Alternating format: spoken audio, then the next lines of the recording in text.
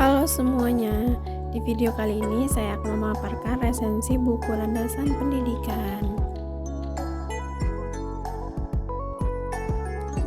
Buku yang akan kita bahas yaitu buku landasan pendidikan karya Dr. Pupus Saifur Rahmat MPD.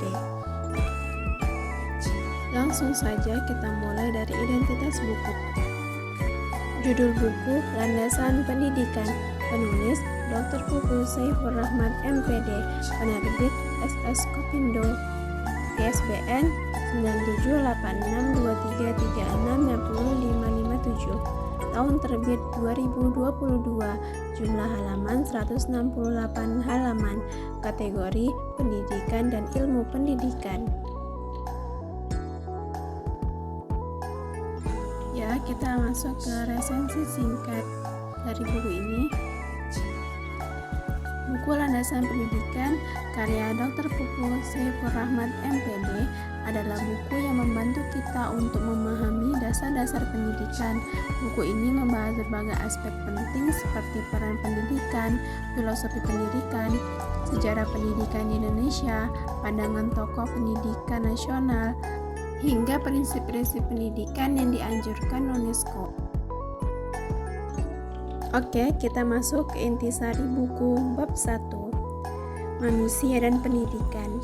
Bab ini membahas tentang apa itu manusia dan bagaimana pendidikan berperan dalam mengembangkan potensi manusia. Di sini dijelaskan juga berbagai aspek manusia yang penting untuk diketahui dalam pendidikan. Ya, kita masuk ke intisari buku bab 2, Pendidikan dan Ilmu Pengetahuan. Penulis menjelaskan konsep dasar pendidikan, tujuan pendidikan, dan bagaimana pendidikan berhubungan dengan ilmu pengetahuan. Bab ini mengajarkan kita bahwa pendidikan bukan hanya soal belajar di sekolah, tetapi bagian dari pengetahuan yang luas. Selanjutnya kita masuk ke bab 3, Landasan Filosofis Pendidikan. Dalam bab ini, penulis membahas peran filsafat atau cara pandang dalam pendidikan, termasuk aliran-aliran pemikiran yang mempengaruhi pendidikan di Indonesia, seperti Pancasila yang menjadi dasar pendidikan nasional. Selanjutnya kita masuk bab 4, Sejarah Pendidikan di Indonesia.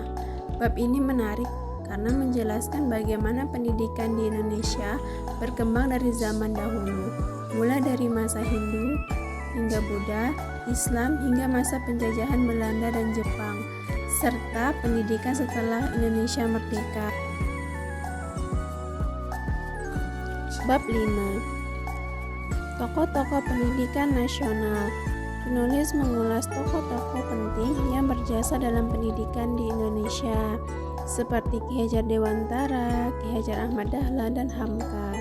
Kita bisa memahami pandangan mereka dan bagaimana mereka membangun pendidikan di Indonesia. Kita lanjut bab 6, Pilar-pilar pendidikan dan pendidikan sepanjang hayat. Bab ini menguraikan 4 pilar pendidikan yang penting dari UNESCO, yaitu belajar untuk mengetahui, belajar untuk melakukan, belajar untuk hidup bersama, dan belajar untuk menjadi. Bab ini juga membahas konsep pendidikan sepanjang hayat, yaitu pendidikan yang berlangsung seumur hidup. Ya, kita masuk kekurangan dari buku landasan pendidikan ini. Beberapa istilah pendidikan mungkin agak sulit dipahami untuk pembaca yang baru belajar pendidikan. Ada juga beberapa bagian yang sedikit berulang. Buku ini juga memiliki kelebihan. Buku ini cukup mudah dipahami dengan pembahasan yang sesuai dengan konteks pendidikan di Indonesia.